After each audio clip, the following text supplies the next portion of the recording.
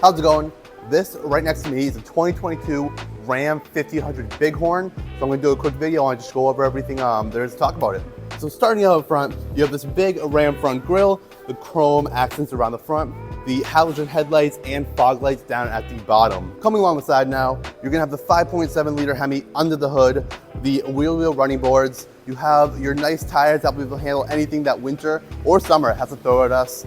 And to top it off, you have this really nice Zenith silver color. Coming to the bed now, you have your tonneau cover up top, help protect everything inside, your rear facing camera.